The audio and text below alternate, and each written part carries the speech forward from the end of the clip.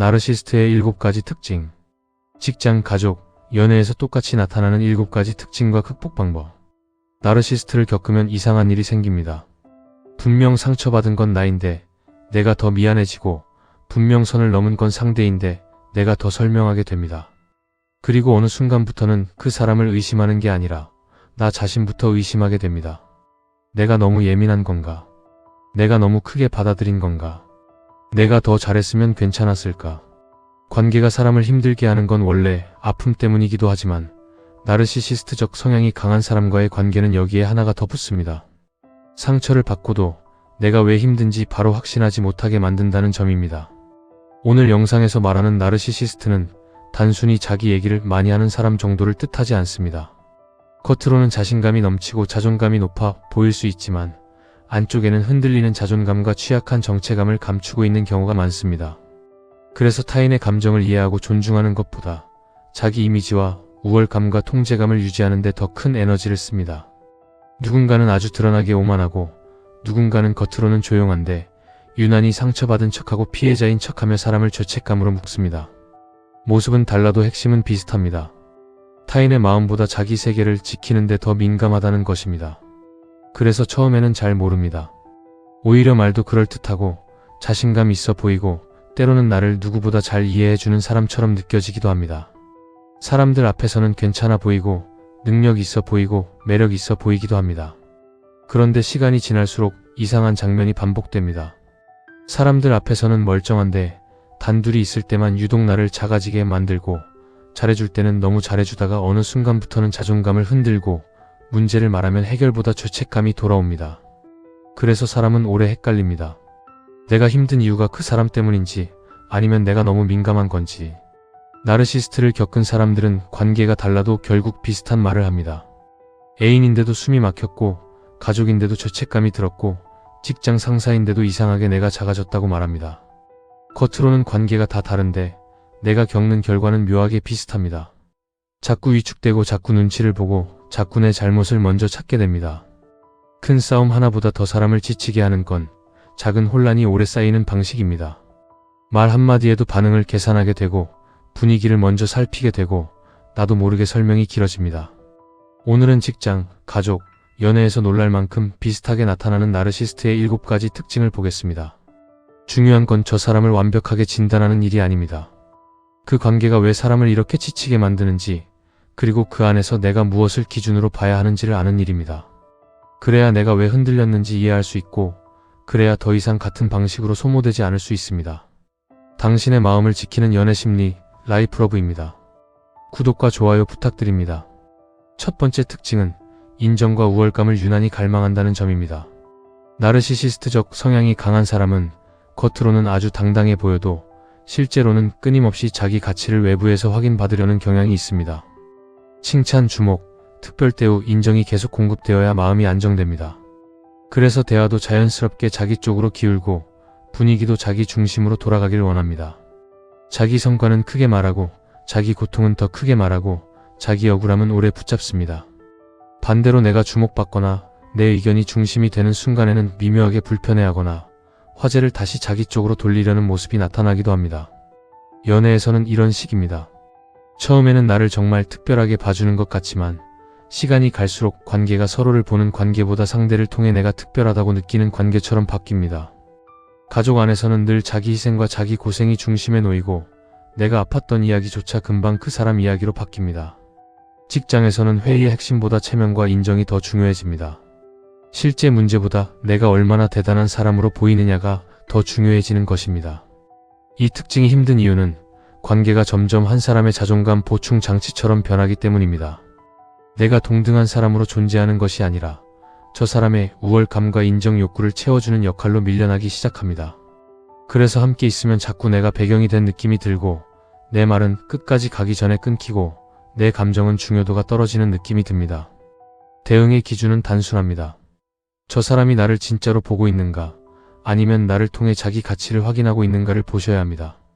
관계 안에서 내가 점점 투명해지고 상대의 인정 욕구를 채워주는 역할만 커지고 있다면 그건 건강한 친밀감이 아닐 수 있습니다. 공감보다 인정받고 싶은 마음이 더 큰 사람은 결국 관계를 상호성보다 자기 확장의 도구로 쓰기 쉽습니다. 두 번째 특징은 공감보다 자기 기분과 자기 이익이 항상 더 중요하다는 점입니다. 이 관계에서는 늘 한 사람의 감정이 우선권을 갖습니다. 겉으로는 관심이 있어 보일 수 있습니다. 하지만 자세히 보면 관심의 방향이 내 마음이 아니라 자기에게 유리한 흐름에 맞춰져 있을 때가 많습니다. 내가 힘든지, 무엇이 상처였는지, 어떤 장면이 반복되는지는 오래 가지 않습니다. 금방 상대 피곤함, 상대 억울함, 상대 기분으로 초점이 이동합니다. 연애에서는 내가 서운함을 꺼내면 대화가 금방 상대의 스트레스 이야기로 바뀝니다.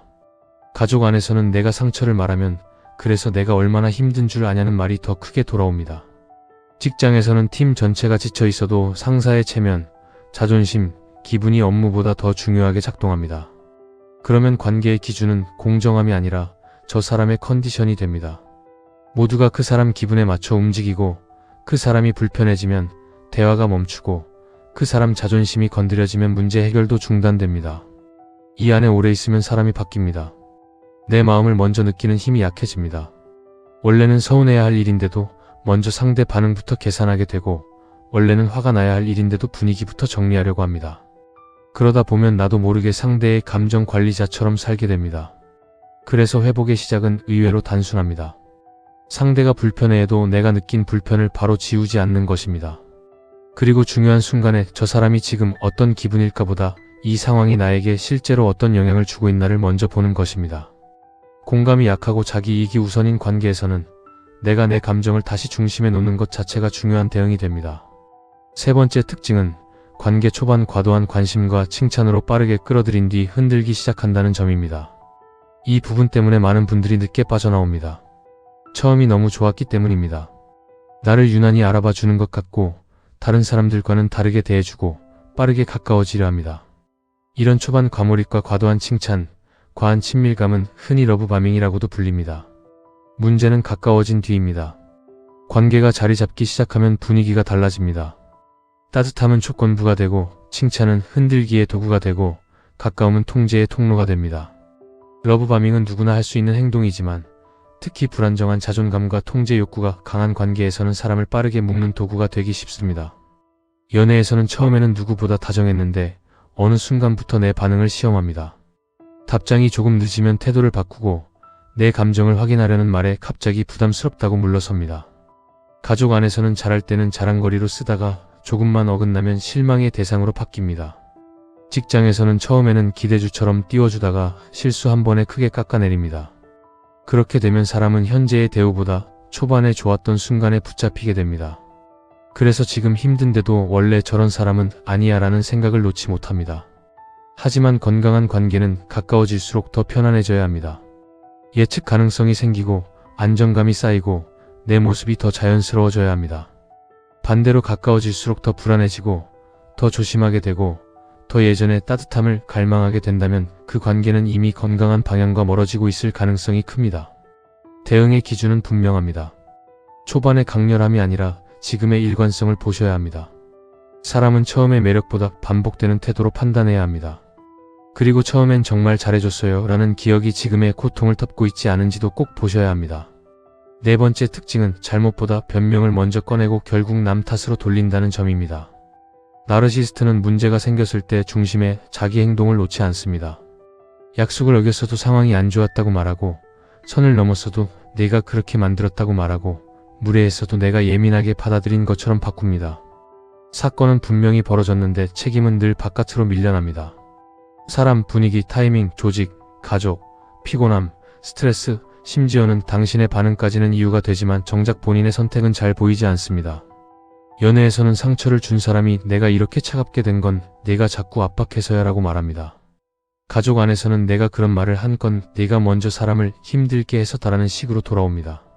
직장에서는 판단을 잘못해놓고도 내가 제대로 보고했어야지라고 정리합니다. 이게 반복되면 사람은 상처만 받는 것이 아니라 그 상처의 원인까지 자기 안에서 찾기 시작합니다. 내가 말을 다르게 했으면 괜찮았을까? 내가 더 참고 넘어갔으면 덜 커졌을까? 내가 더 성숙했으면 이런 일은 없었을까? 사람을 제일 빨리 무너뜨리는 건 바로 이 질문들입니다. 그리고 여기서 더 나아가면 가스라이팅이 섞이기도 합니다. 내가 분명 들은 말을 그런 말 한 적 없다고 하고 분명 선을 넘은 장면을 내가 과장하는 것처럼 만들고 결국 내가 내 기억과 판단을 의심하게 만듭니다. 가스라이팅의 핵심은 단순한 거짓말이 아니라 상대가 자기 현실 감각을 잃게 만드는 것입니다. 그래서 대응의 첫 기준은 아주 분명합니다. 미안하다는 말이 나왔는지가 아니라 문제 이후의 책임이 실제로 어디에 놓이는지를 보셔야 합니다. 그리고 내가 자꾸 현실을 헷갈리게 된다면 기록을 남기고 신뢰할 수 있는 제3자와 현실 검증을 하는 것이 중요합니다. 다섯 번째 특징은 규칙과 기준을 자기에게 유리하게 바꾸며 통제한다는 점입니다. 나르시스트 관계에서는 같은 행동도 누가 했느냐에 따라 의미가 달라집니다. 본인이 늦는 것은 사정이고 내가 늦는 것은 무책임이 됩니다. 본인이 감정을 터뜨리는 것은 솔직함이지만 내가 감정을 표현하는 것은 예민함이 됩니다. 본인이 관계를 흔드는 것은 상황 때문이고 내가 거리를 두는 것은 냉정함과 배신이 됩니다. 기준이 일관되지 않습니다. 그리고 그 불일치는 우연이 아니라 늘 자기에게 유리한 방향으로 기울어집니다. 가족 안에서는 부모나 형제의 말은 걱정과 훈계가 되는데 내 말은 버릇없음이 됩니다. 연애에서는 상대의 의심은 사랑이고 내 질문은 통제나 집착이 됩니다. 직장에서는 상사의 감정적인 언행은 리더십으로 포장되는데 직원의 단호한 표현은 태도 문제가 됩니다. 이 안에 오래 있으면 사람은 점점 배우게 됩니다. 나는 무엇을 해도 더 문제구나.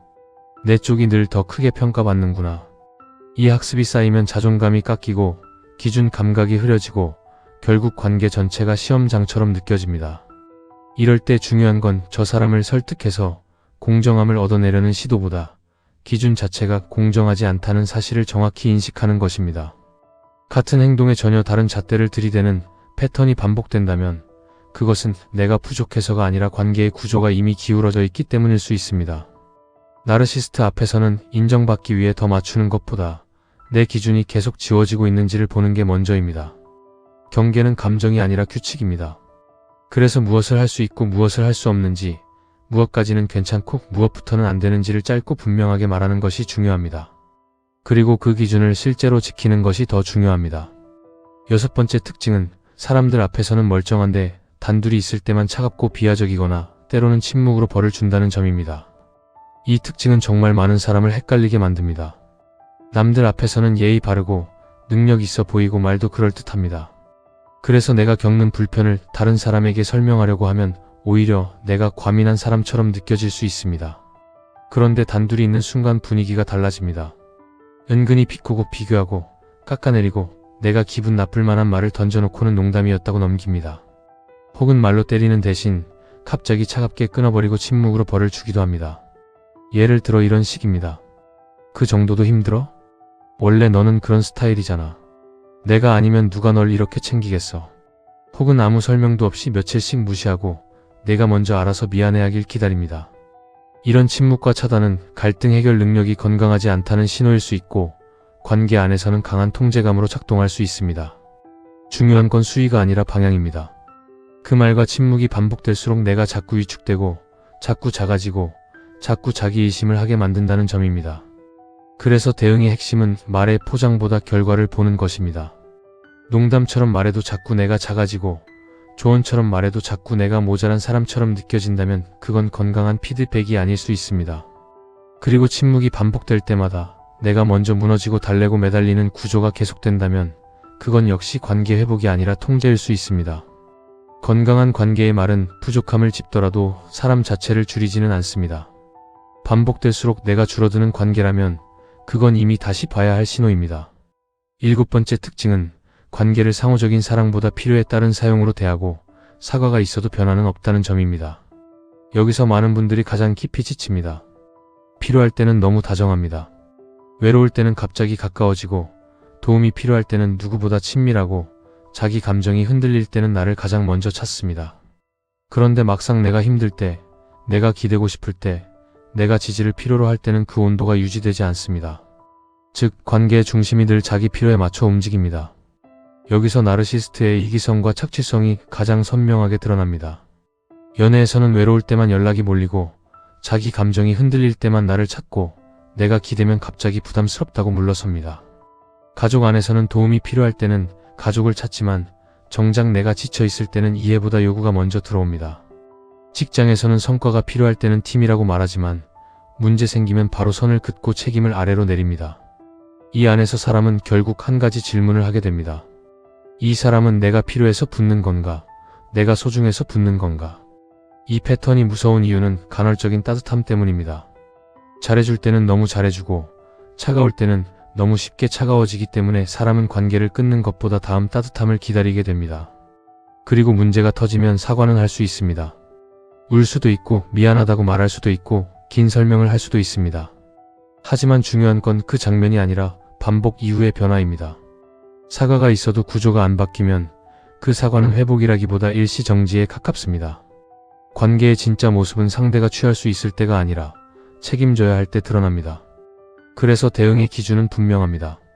저 사람이 나를 필요로 하는 순간보다 내가 필요할 때 어떤 태도를 보이는지를 보셔야 합니다. 그리고 사과의 크기보다 반복 이후에 무엇이 달라졌는지를 보셔야 합니다. 같은 선을 다시 넘는지, 책임의 방향이 달라졌는지, 내 경계를 실제로 존중하는지, 거기서 관계의 진실이 드러납니다. 이제 정리해 보겠습니다. 나르시스트의 7가지 특징은 각각 따로 떨어져 있는 것이 아닙니다. 끊임없이 인정과 우월감을 갈망하고 내 감정보다 자기 기분과 자기 이익을 더 중요하게 여기고 관계 초반 과도한 관심과 칭찬으로 빠르게 끌어들인 뒤 흔들기 시작하고 잘못을 해도 남 탓으로 돌리고 현실을 흐리고 기준은 늘 자기에게 유리하게 움직이며 통제하고 사람들 앞에서는 멀쩡한데 단둘이 있을 때만 나를 작아지게 만들고 관계를 상호적인 사랑보다 필요와 사용으로 대하고 사과를 해도 구조는 바뀌지 않아 결국 같은 일이 반복됩니다. 겉으로는 연애일 수도 있고 가족일 수도 있고 직장일 수도 있습니다. 하지만 그 안에서 내가 겪는 결과는 비슷합니다. 자꾸 위축되고 자꾸 내 잘못을 먼저 찾게 되고 자꾸 설명이 길어지고 자꾸 내가 작아집니다. 그래서 중요한 건 그 사람을 완벽하게 분석하는 일이 아닙니다. 그 관계가 내 안에 어떤 결과를 남기고 있는지를 보는 일입니다.